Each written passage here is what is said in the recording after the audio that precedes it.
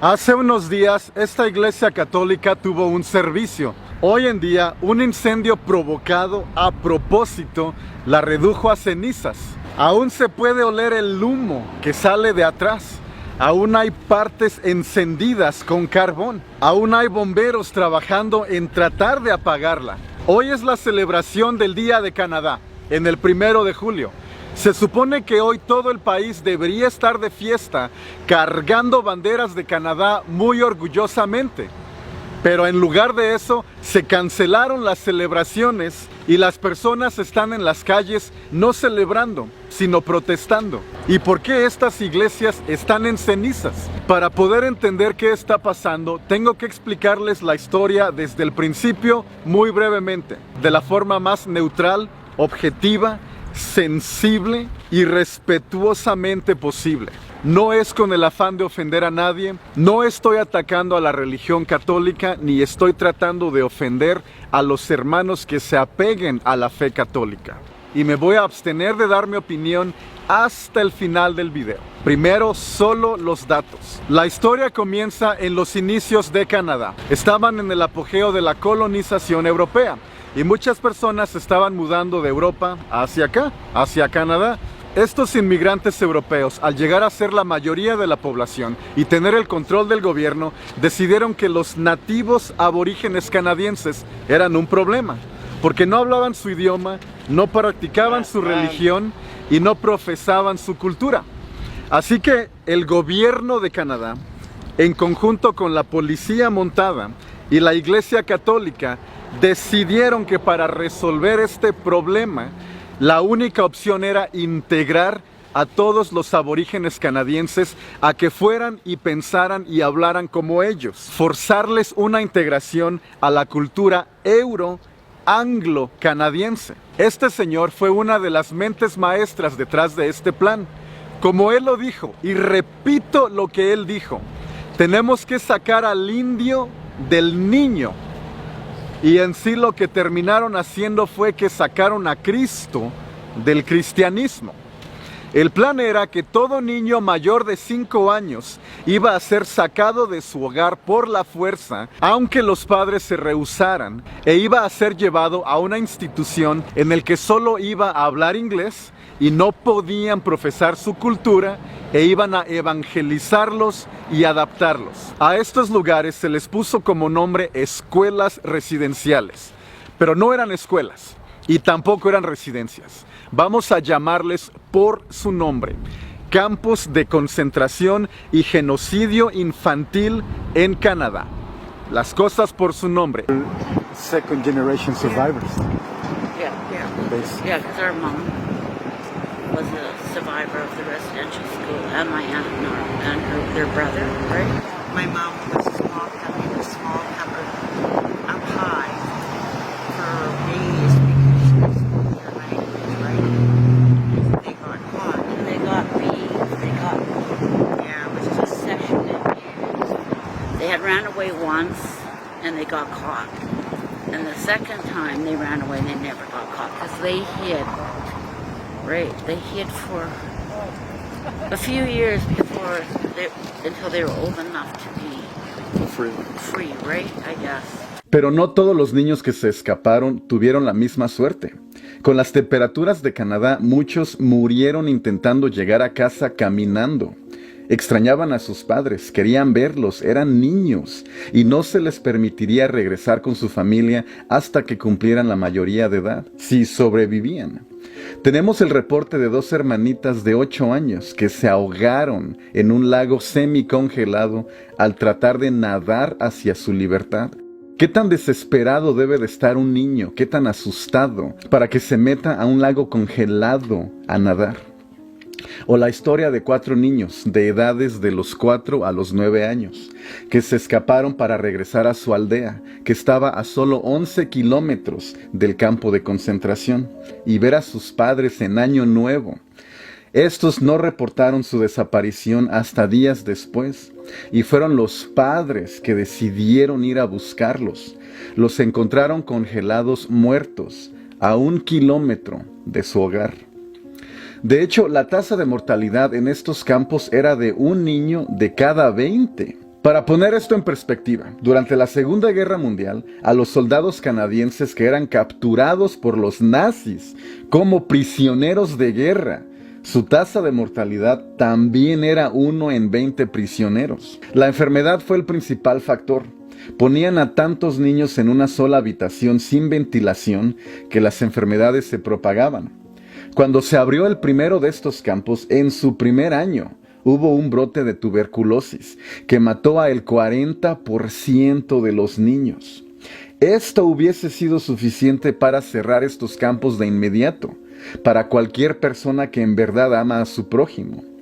Pero esto nos deja muy en claro la verdadera intención. No era educar, era exterminar. En la mayoría de las muertes ni siquiera notaban el nombre o sexo del niño. Solo lo botaban a una fosa común, sin anotar nada. En el último reporte, que se encontraron 250 cuerpos de niños, la escuela reportó solo 50 muertes totales en toda su operación. Y eso que solo se revisó una de las áreas, no todo el terreno. Y esto es solo una escuela. Se han encontrado casi 3,000 cadáveres de niños después de buscar en algunas áreas de 7 escuelas. Nos faltan 132 escuelas más por excavar.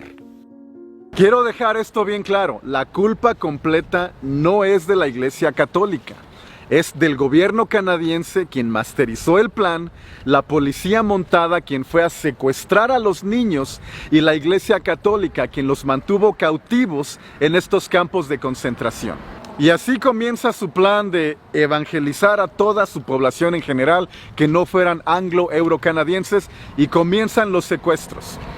La policía montada de Canadá entra a los hogares de las familias de nativos canadienses y por la fuerza remueven a todo niño mayor de 5 años. Pero esto no solo mató su cultura, mató a los niños en sí. Pero por alguna razón que desconozco, todos los videos que hice sobre ese tema hace años nunca fueron populares. Y es esta imagen de una iglesia en cenizas lo que a lo mejor causó ese de pronto interés y pues aquí estoy, con mucho gusto les explico. Estos niños murieron de muchas formas. Número 1, la falta de alimentación y de nutrición. No les daban bien de comer. Después, las condiciones sanitarias muy deplorables. A veces dormían en su propia orina y excremento. And she had told me a story of when they had made porridge. They never ate porridge before. And when they bought it up, bought it up, they made them Después, la exposición al frío. Aquí en el clima canadiense podían llegar hasta menos 40. Y si no estás abrigado correctamente o el edificio en el que estás no tiene calefacción. Y la segunda, los golpes, los abusos, violaciones sexuales y tortura física a la que los sometieron. Estas señoras con las que platiqué en la mañana me comentan que sus madres fueron sobrevivientes de estos campos de concentración y que cuando un niño estaba enfermo, lo metían a un sótano hasta que dejara de llorar. Ya fuera porque murió o porque milagrosamente se salvó. Mandaban a otros 2 niños a que recogieran el cuerpo o a que lo enterraran en la parte de atrás de la escuela. Y son estas las fosas comunes masivas, con cientos de cadáveres de niños que han estado desenterrando. Todo comenzó cuando una persona, habitante de una de las reservas de nativos aquí en Canadá, comenzó a escanear con un detector de sonar alrededor de lo que solía ser una escuela residencial en el área de Kamloops y descubrió cientos de huesos. Se estima que hay 270 cadáveres de niños enterrados en esa área y salió a la luz. Y fue así que comenzó la ola de vandalismo y daños a las iglesias católicas alrededor del país. Primero solo manos de niños con pintura roja simbolizando las tumbas encontradas, y escaló así hasta los incendios que hemos visto. I feel like there's 2 reasons behind what happened here.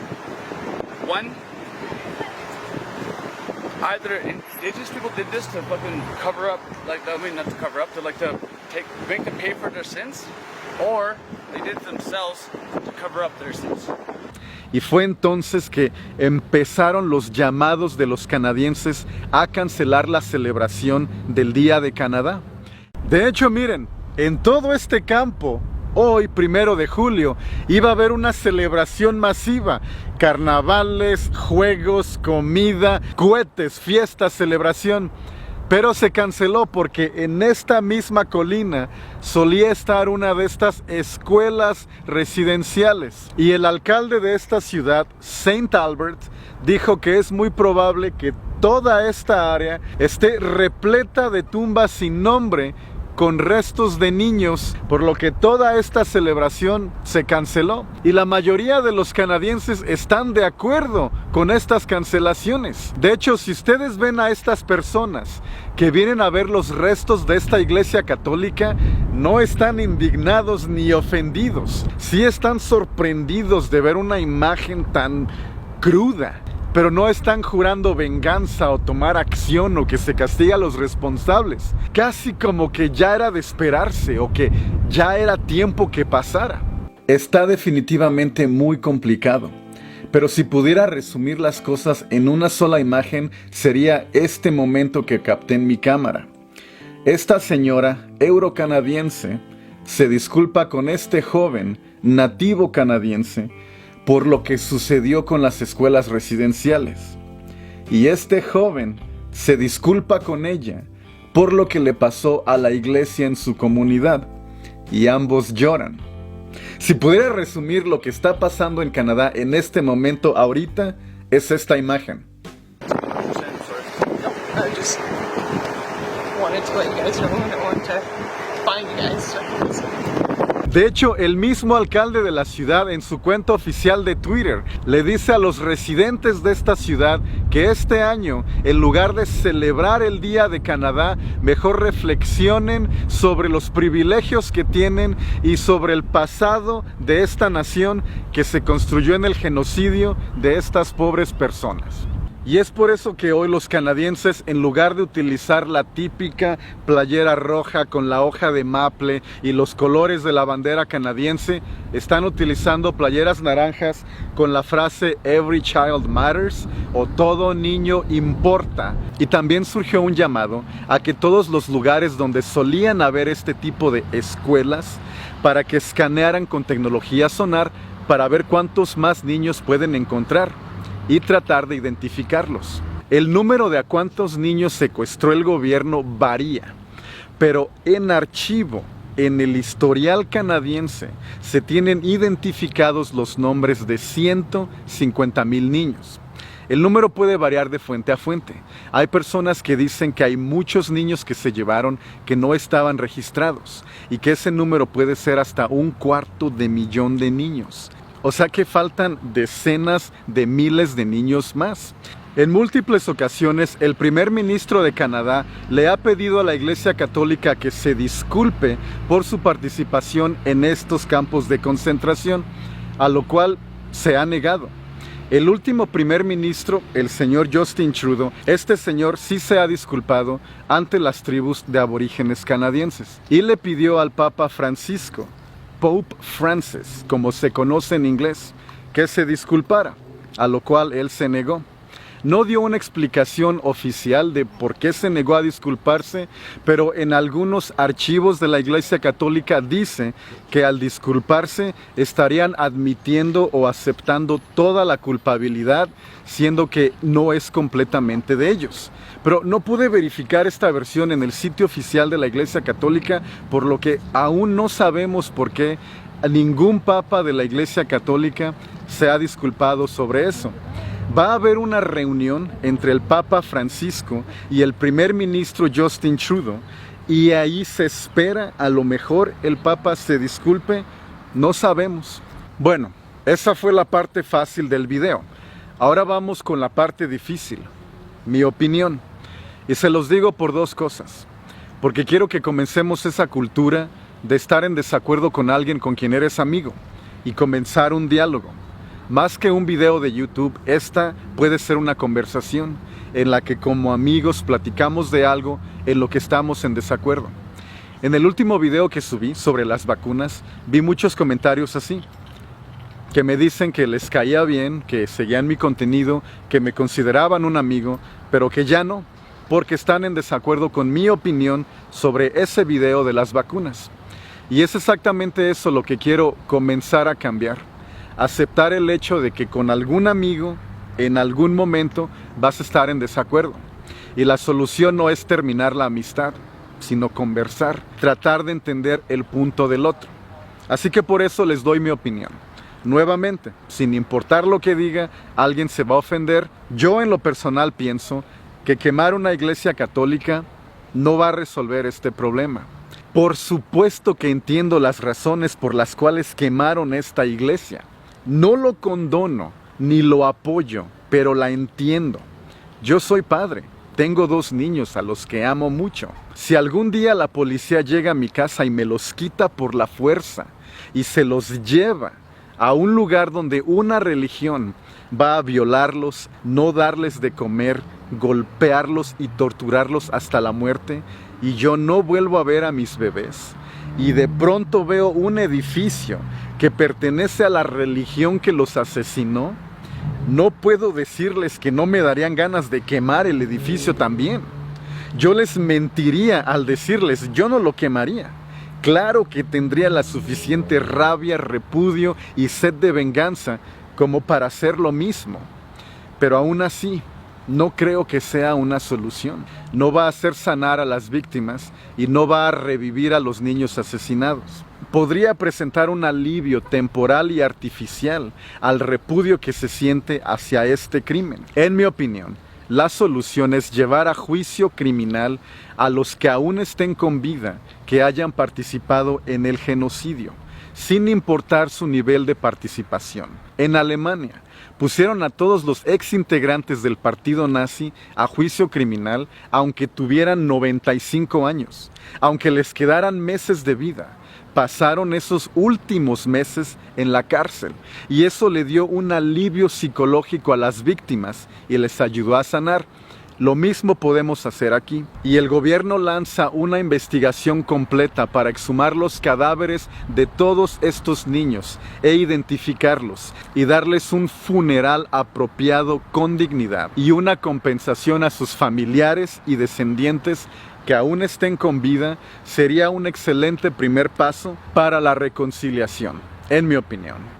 Si solamente quemamos iglesias, estamos poniendo un estigma negativo en los cientos de millones de personas que practican la fe católica hoy en día, que no tuvieron nada que ver con esto. Aunque la intención únicamente sea mandar un mensaje directo al Vaticano, a los líderes solamente, y poner presión solo a sus dirigentes, tiene un efecto secundario.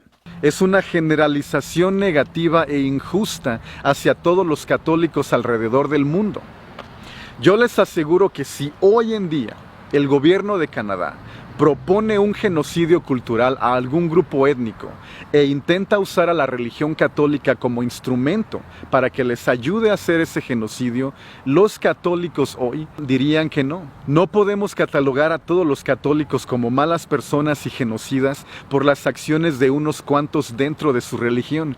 Simplemente no creo que sea justo. Al parecer ahí era uno de los dormitorios donde tenían cautivos a estos niños.